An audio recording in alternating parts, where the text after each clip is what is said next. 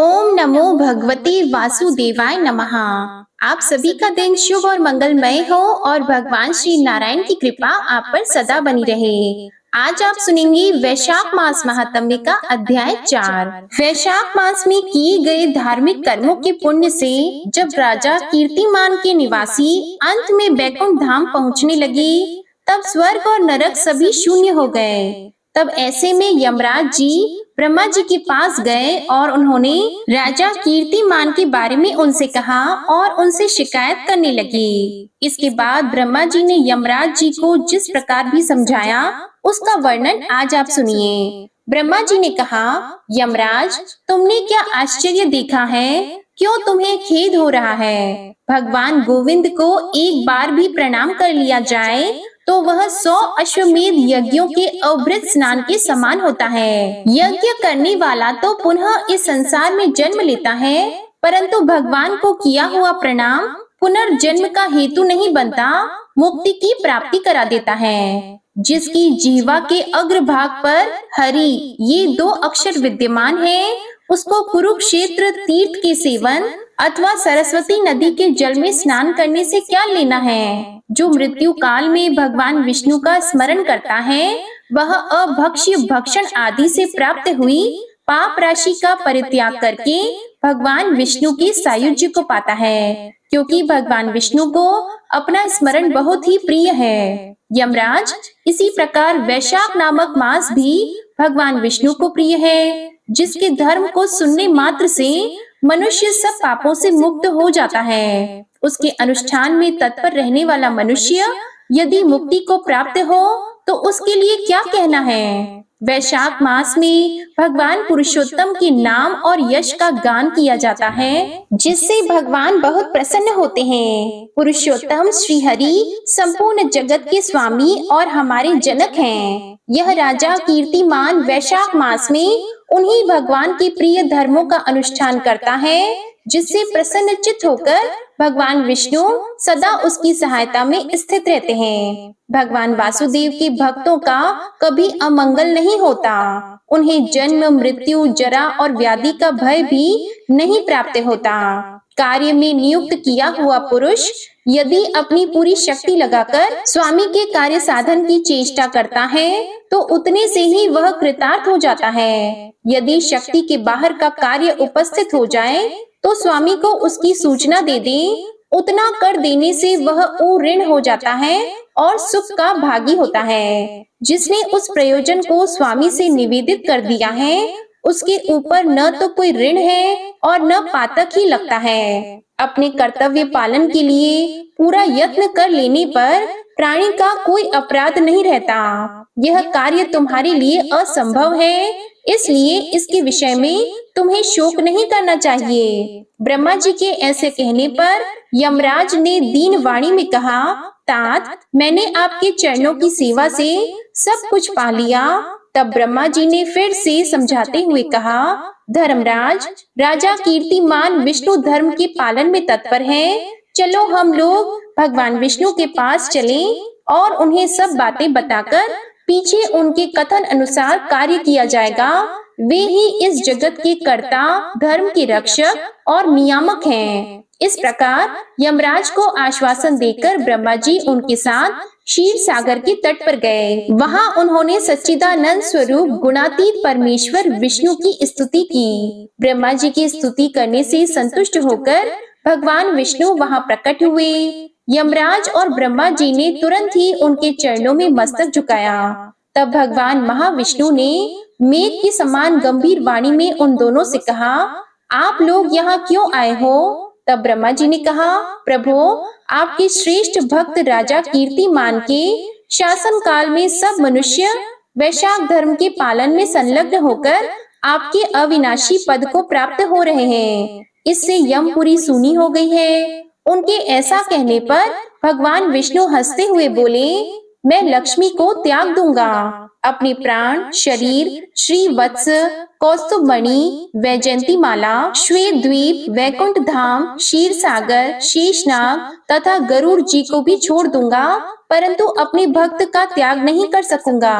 जिन्होंने मेरे लिए सब भोगों का त्याग करके अपना जीवन तक मुझे सौंप दिया है, जो मुझ में मन लगाकर मेरे स्वरूप हो गए हैं, उन महाभाग भक्तों को मैं कैसे त्याग सकता हूँ। राजा कीर्तिमान को इस पृथ्वी पर मैंने 10,000 वर्षों की आयु दी है, उसमें से 8,000 वर्ष तो बीत गए, शेष आयु और बीत जाने पर उसे मेरा सायुज्य प्राप्त होगा। उसके बाद पृथ्वी पर बेन नामक दुष्टात्मा राजा होगा, जो संपूर्ण वेदोक्त महाधर्मों का लोप कर देगा। उस समय वैशाख मास के धर्म भी छिन्न भिन्न हो जाएंगे। बेन अपने ही पाप से भस्म हो जाएगा। इसके बाद मैं पृथु होकर पुनः सब धर्मों का प्रचार करूंगा।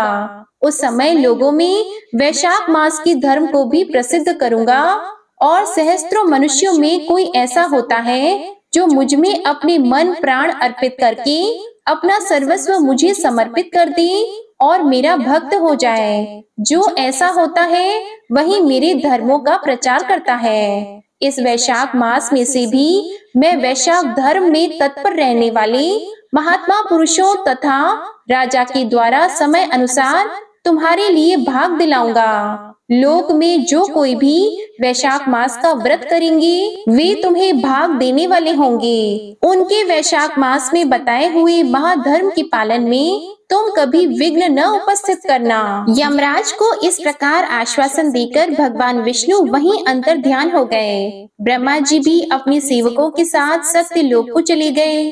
उनके बाद यमराज भी अपनी पुरी को पधारे। वैशाख मास की पूर्णिमा को पहले धर्मराज के उद्देश्य से जल से भरा हुआ घड़ा, दही और अन्न देना चाहिए। उसके बाद पितरों, गुरुओं और भगवान विष्णु के उद्देश्य से शीतल जल, दही, अन्न, पान और दक्षिणा फल के साथ कांसी के पात्र में रखकर ब्राह्मण को देना चाहिए। भगवान विष्णु की दिव्य प्रतिमा वैशाख मास की महात्म्य कथा सुनाने वाले दीन ब्राह्मण को देनी चाहिए। उस धर्म वक्ता ब्राह्मण को अपने धन से भी पूजित करना चाहिए। राजा कीर्तिमान ने सब कुछ उसी प्रकार किया। उन्होंने पृथ्वी पर मनोवांछित भोग भोग कर शेष आयु पूर्ण होने के बाद पुत्र पौत्र आदि के साथ श्री विष्णु धाम को प्रस्थान किया। मिथिलापति ने कहा, महामते, दुरात्मा राजा बेन प्रथम स्वयंभू मनवंतर में हुआ था और ये राजा इक्ष्वाकु कुलभूषण कीर्तिमान वैवस्वत मनवंतर की व्यक्ति हैं। यह बात पहले मैंने आपके मुख से सुन रखी है, परंतु इस समय आपने और ही बात कही है कि यह राजा जब वैकुंठ वासी हो जाएंगे उसके बाद राजा बेन उत्पन्न होगा। मेरे इस संशय को आप निवृत्त कीजिए। तब श्रुतदेव जी ने कहा, राजन, पुराणों में जो विषमता प्रतीत होती है वह युग भेद और कल्प भेद की व्यवस्था के अनुसार है। किसी कल्प में ऐसा ही हुआ होगा कि पहले राजा कीर्तिमान और पीछे बेन हुआ होगा। इसलिए कहीं कथा में समय की विपरीतता को देखकर उसके अप्रामाणिक होने की आशंका नहीं करनी चाहिए। श्रुतदेव जी बोले, मेष राशि में सूर्य के स्थित होने पर जो वैशाख मास में प्रातः काल स्नान करता है और भगवान विष्णु की पूजा करके इस कथा को सुनता है, वह सब पापों से मुक्त होकर भगवान विष्णु के परम धाम को प्राप्त होता है। इस विषय में एक प्राचीन इतिहास कहते हैं, जो सब पापों का नाशक, पवित्र कारक, धर्म अनुकूल, वंदनीय और पुरातन है। गोदावरी के तट पर शुभ ब्रह्मोश्वर क्षेत्र में महर्षि दुर्वासा के 2 शिष्य रहते थे, जो परमहंस, ब्रह्मनिष्ठ, उपनिषद विद्या में परिनिष्ठित और इच्छा रहित थे। वे भिक्षा मात्र भोजन करते और पुण्यमय जीवन बिताते हुए गुफा में निवास करते थे। उनमें से एक का नाम था सत्यनिष्ठ और दूसरे का तपोनिष्ठ। वे इन्हीं नामों से तीनों लोकों में विख्यात थे। सत्यनिष्ठ सदा भगवान विष्णु की कथा में तत्पर रहते थे। जब कोई श्रोता अथवा वक्ता नहीं होता तब वे अपने नित्य कर्म किया करते थे। यदि कोई श्रोता उपस्थित होता तो उसे निरंतर वे भगवत कथा सुनाते और यदि कोई कथावाचक भगवान विष्णु की कल्याणमय पवित्र कथा कहता तो वे अपने सब कर्मों को समेटकर सुनने में तत्पर होकर उस कथा को सुनने लगते थे। वे अत्यंत दूर के तीर्थों और देव मंदिरों को छोड़कर तथा कथा विरोधी कर्मों का परित्याग करके भगवान की दिव्य कथा सुनते और श्रोताओं को स्वयं भी सुनाते थे। कथा समाप्त होने पर सत्यनिष्ठ अपना शेष कार्य पूरा करते थे। कथा सुनने वाले पुरुष को जन्म मृत्युमय संसार बंधन की प्राप्ति नहीं होती, उसके अंतःकरण की शुद्धि होती है। भगवान विष्णु में जो अनुराग की कमी है वह दूर हो जाती है और उनके प्रति गाढ़ अनुराग होता है। साथ ही साधु पुरुषों के प्रति सौहार्द बढ़ता है। रजोगुण रहित गुणातीत परमात्मा शीघ्र ही हृदय में स्थित हो जाते हैं। श्रवण से ज्ञान पाकर मनुष्य भगवत चिंतन में समर्थ होता है। श्रवण, ध्यान और मनन ये वेदों में अनेक प्रकार से बताया गया है। जहाँ भगवान विष्णु की कथा नहीं होती हो और जहाँ साधु पुरुष न रहते हो, वह स्थान साक्षात गंगा तट ही क्यों न हो, निसंदेह त्याग देने योग्य है। जिस देश में तुलसी नहीं है अथवा भगवान विष्णु का मंदिर नहीं है, ऐसा स्थान निवास करने योग्य नहीं है। यह निश्चय करके मुनिवर सत्यनिष्ठ सदा भगवान विष्णु की कथा और चिंता में संलग्न रहते थे। दुर्वासा का दूसरा शिष्य तपोनिष्ठ दुराग्रह पूर्वक कर्म में तत्पर रहता था। वह भगवान की कथा छोड़कर अपना कर्म पूरा करने के लिए इधर उधर हट जाता था। कथा की अवहेलना से उसे बड़ा कष्ट उठाना पड़ा। अंत में कथा परायण सत्यनिष्ठ ने ही उसका संकट से उद्धार किया। जहाँ लोगों के पाप का नाश करने वाली भगवान विष्णु की पवित्र कथा होती है, वहाँ सब तीर्थ और अनेक प्रकार के क्षेत्र स्थित रहते हैं। जहाँ विष्णु कथा रूपी पुण्यमयी नदी बहती रहती है, उस देश में निवास करने वालों की मुक्ति उनके हाथ में ही है। पूर्व काल में पांचाल देश में पुरुयशा नामक एक राजा थे, जो पुण्यशील एवं बुद्धिमान राजा भूरियशा के पुत्र थे। पिता के मरने पर पुरुयशा राज्य सिंहासन पर बैठे। वे धर्म की इच्छा रखने वाले, शूरता, उदारता आदि गुणों से संपन्न और धनुर्वेद में प्रवीण थे। उन महामती नरेश ने अपने धर्म के अनुसार पृथ्वी का पालन किया। कुछ काल के बाद राजा का धन नष्ट हो गया। हाथी और घोड़े बड़े बड़े रोगों से पीड़ित होकर मर गए। उनके राज्य में ऐसा भारी अकाल पड़ा जो मनुष्यों का अत्यंत विनाश करने वाला था। पांचाल नरेश राजा पुरुयशा को निर्बल जानकर उनके शत्रुओं ने आक्रमण किया और युद्ध में उनको जीत लिया। इसके बाद पराजित हुए राजा ने अपनी पत्नी शिखिनी के साथ पर्वत की कंदरा में प्रवेश किया। साथ ही दासी आदि सेवक गण भी थे। इस प्रकार छिपे रहकर राजा मन ही मन विचार करने लगे कि मेरी यह क्या अवस्था हो गई। मैं जन्म और कर्म से शुद्ध हूँ, माता और पिता के हित में तत्पर रहा हूँ, गुरु भक्त, उदार, ब्राह्मणों का सेवक, धर्म परायण, सब प्राणियों के प्रति दयालु, देव पूजक और जितेंद्रिय भी हूँ। फिर किस कर्म से मुझे यह विशेष दुख देने वाली दरिद्रता प्राप्त हुई है? किस कर्म से मेरी पराजय हुई और किस कर्म के फलस्वरूप मुझे यह वनवास मिला है? इस प्रकार चिंता से व्याकुल होकर राजा ने खिन्न चित्त से अपने सर्वज्ञ गुरु मुनि श्रेष्ठ याज और उपयाज का स्मरण किया। राजा के आह्वान करने पर दोनों बुद्धिमान मुनीश्वर वहां आए। उन्हें देखकर पांचाल प्रिय नरेश सहसा उठकर खड़े हो गए और बड़ी भक्ति के साथ गुरु के चरणों में मस्तक रखकर प्रणाम किया। फिर वन में पैदा होने वाली शुभ सामग्रियों के द्वारा उन्होंने उन दोनों का पूजन किया और विनीत भाव से पूछा, विप्रवरों, मैं गुरु चरणों में भक्ति रखने वाला हूँ। मुझे किस कर्म से यह दरिद्रता, कोष हानि और शत्रुओं से पराजय प्राप्त हुई है? किस कारण से मेरा वनवास हुआ और मुझे अकेला रहना पड़ा?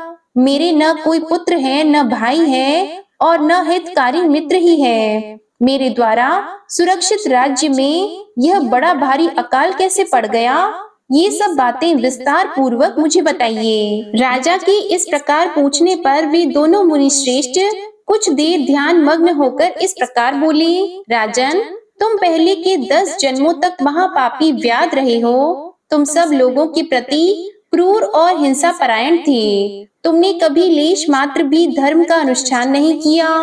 इंद्र संयम तथा मनोनिग्रह का तुम में सर्वथा अभाव था। तुम्हारी जीवा किसी प्रकार भगवान विष्णु के नाम नहीं लेती थी। तुम्हारा मन गोविंद के चारों चरणाविंदों का चिंतन नहीं करता था और तुमने कभी मस्तक नवाकर परमात्मा को प्रणाम नहीं किया।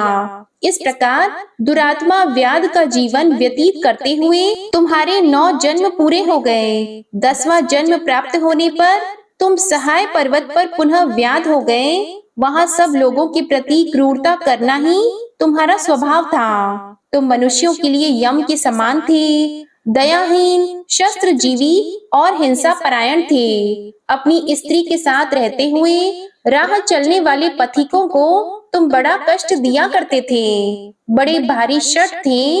इस प्रकार अपने हित को न जानते हुए तुमने बहुत वर्ष व्यतीत किए। जिनके छोटे छोटे बच्चे हैं, ऐसे मृगों और पक्षियों के वध करने के कारण तुम दयाहीन दुर्बुद्धि को इस जन्म में कोई पुत्र नहीं प्राप्त हुआ।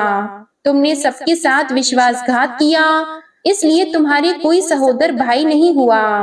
मार्ग में सबको पीड़ा देते रहे, इसलिए इस जन्म में तुम मित्र रहित हो। साधु पुरुषों के तिरस्कार से शत्रुओं द्वारा तुम्हारी पराजय हुई है। कभी दान न देने के दोष से तुम्हारे घर में दरिद्रता प्राप्त हुई है। तुमने दूसरों को सदा उद्योग में डाला, इसलिए तुम्हें दुस्सह वनवास मिला। सबके अप्रिय होने के कारण तुम्हें असहाय दुख मिला है। तुम्हारे क्रूर कर्मों के फल से ही इस जन्म में मिला हुआ राज्य भी छिन गया है। वैशाख मास की गर्मी में तुमने स्वार्थवश एक दिन एक ऋषि को दूर से तालाब बता दिया था और हवा के लिए पलाश का एक सूखा पत्ता दे दिया था। बस जीवन में इस एक ही पुण्य के कारण तुम्हारा यह जन्म परम पवित्र राजवंश में हुआ है। अब यदि तुम सुख, राज्य, धन धान्य आदि संपत्ति, स्वर्ग और मोक्ष चाहते हो अथवा सायुज्य एवं श्री हरि के पद की इच्छा रखते हो तो वैशाख मास के धर्मों का पालन करो। इससे सब प्रकार के सुख प्राप्त करोगे। इस समय वैशाख मास चल रहा है। आज अक्षय तृतीया है। आज तुम विधि पूर्वक स्नान और भगवान लक्ष्मीपति की पूजा करो। यदि अपने समान ही गुणवान पुत्रों की इच्छा करते हो तो सब प्राणियों के हित के लिए प्याऊ लगाओ। इस पवित्र वैशाख मास में भगवान मधुसूदन की प्रसन्नता के लिए अगर तुम निष्काम भाव से धर्मों का अनुष्ठान करोगी तो अंतःकरण शुद्ध होने पर तुम्हें भगवान विष्णु का प्रत्यक्ष दर्शन होगा। इस प्रकार कहकर राजा की अनुमति लेकर उनके दोनों ब्राह्मण पुरोहित याज और उपयाज जैसे आए थे वैसे ही चले गए। उनसे उपदेश पाकर महाराज पुरुयशा ने वैशाख मास के संपूर्ण धर्मों का श्रद्धा पूर्वक पालन किया और भगवान मधुसूदन की आराधना की। इससे उनका प्रभाव बढ़ गया तथा बंधु बांधव उनसे आकर मिल गए। इसके बाद वे मरने से बची हुई सेना को साथ लेकर बंधुओं सहित पांचाल नगरी के पास आए। उस समय पांचाल राजा के साथ राजाओं का पुनः संग्राम हुआ। महारथी पुरुयशा ने अकेले ही समस्त महाबाहु राजाओं पर विजय पाई। विरोधी राजाओं ने भागकर विभिन्न देशों के मार्गों का आश्रय लिया। विजयी पांचाल राज ने भागे हुए राजाओं के कोष, 10 करोड़ घोड़े, 3 करोड़ हाथी, 1 अरब रथ, 10,000 ऊंट और 3 लाख खच्चरों को अपने अधिकार में करके अपनी पुरी में पहुंचा दिया। वैशाख धर्म के महात्म्य से सब राजा भग्न मनोरथ होकर पुरुयशा को कर देने वाले हो गए और पांचाल देश में अनुपम सुकाल आ गया। भगवान विष्णु की प्रसन्नता से इस धरती पर उनका एक छत्र राज्य हुआ और गुरुता, उदारता आदि गुणों से युक्त उनके 5 पुत्र हुए जो धृष्टकीर्ति, धृष्टकेतु, धृष्टद्युम्न, विजय और चित्रकेतु के नाम से प्रसिद्ध थे। धर्म पूर्वक प्रतिपालित होकर समस्त प्रजा राजा के प्रति अनुरक्त हो गई। इससे उसी क्षण उन्हें वैशाख मास के प्रभाव का निश्चय हो गया। तब से पांचाल राज भगवान विष्णु की प्रसन्नता के लिए वैशाख मास के धर्मों का निष्काम भाव से बराबर पालन करने लगे। उनके इस धर्म से संतुष्ट होकर भगवान विष्णु ने अक्षय तृतीया के दिन उन्हें प्रत्यक्ष दर्शन दिया। जय श्री कृष्णा। आज की कथा यहीं समाप्त हुई। अगले अध्याय में आप जानेंगे राजा पुरुयशा को भगवान का दर्शन उनके द्वारा भगवत स्तुति और भगवान के वरदान से राजा की सायुज्य मुक्ति का वर्णन। अब आप सुनिए विष्णु चालीसा का पाठ। विष्णु सुनिए विनय सेवक की चित लाए, कीरत कुछ वर्णन करो दीजिए ज्ञान बताए। नमो विष्णु भगवान खरारी, कष्ट नशावन अखिल बिहारी। प्रबल जगत में शक्ति तुम्हारी, त्रिभुवन फैल रही उजियारी। सुंदर रूप मनोहर सूरत, सरल स्वभाव मोहनी मूरत। तन पर पीतांबर अति सोहत, बैजंती माला मन मोहत। शंख चक्र कर गदा विराजे, देखत दैत्य असुर दल भाजे। सत्य धर्म मद लोभन गाजे, काम क्रोध मद लोभन छाजे। संत भक्त सज्जन मन रंजन, धनुज असुर दुष्टन दल गंजन। सुख उपजाए कष्ट सब भंजन, दोष मिटाय करत जन सज्जन। पाप काट भव सिंधु उतारण, कष्ट नाश कर भक्त उबारण। करत अनेक रूप प्रभु धारण, केवल आप भक्ति के कारण। धरणी धेनु बन तुम ही पुकारा, तब तुम रूप राम का धारा। भार उतार असुर दल मारा, रावण आदिक को संहारा। आप वराह रूप बनाया, हिरण्याक्ष को मार गिराया। धर्मस्य तन सिंधु बनाया, 14 रत्नन को निकलाया। अमिलख असुरन द्वंद मचाया, रूप मोहिनी आप दिखाया। देवों को अमृत पान कराया, असुरन को छवि से बहलाया। कूर्म रूप धर सिंधु मझाया, मंदराचल गिरि तुरत उठाया। शंकर का तुम फंद छुड़ाया, भस्मासुर को रूप दिखाया। वेदन को जब असुर डुबाया, कर प्रबंध उन्हें ढूंढवाया। मोहित बन कर खल ही नचाया, उस ही कर से भस्म कराया। असुर जलंधर अति बलदाई, शंकर से उनकी लड़ाई। हार पार शिव सकल बनाई, कीन सती से छल खल जाई। सुमिरन कीन तुम्हें शिव रानी, बतलाई सब विपत कहानी। तब तुम बने मुनीश्वर ज्ञानी, वृंदा की सब सुरति भुलानी। देख 3 धनुज शैतानी, वृंदा आए तुम्हें लपटानी। हो स्पर्श धर्म क्षति मानी, हना असुर उर शिव शैतानी। तुमने ध्रुव प्रहलाद उबारे, हिरणाकुश आदिक खल मारे। गणिका और अजामिल तारे, बहुत भक्त भव सिंधु उतारे। हरहु सकल संताप हमारे, कृपा करहु हरि सिरजनहारे। देखहु मैं निज दर्श तुम्हारे, दीप बंधु भक्तन हितकारे। चाहता आपका सेवक दर्शन, करहु दया अपनी मधुसूदन। जानो नहीं योग्य जब पूजन, होय यज्ञ स्तुति अनुमोदन। शील दया संतोष सुलक्षण, विदित नहीं व्रत बोध विलक्षण।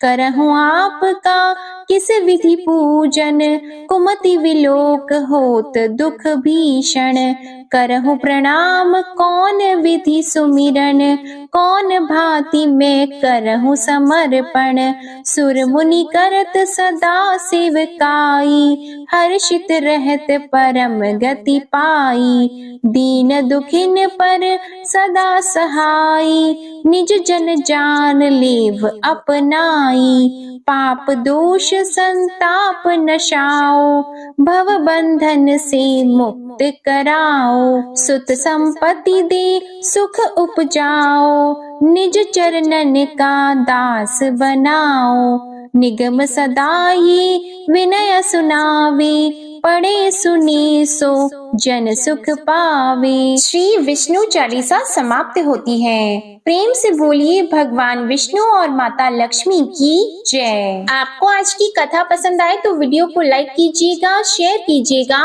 कमेंट में भगवान विष्णु जी और माता लक्ष्मी जी की जय लिखिएगा और चैनल को भी सब्सक्राइब करिएगा। इसी के साथ आज आप हमारे चैनल पर संकष्टी चतुर्थी की व्रत कथा और चौथ माता की कहानी भी जरूर सुनिएगा।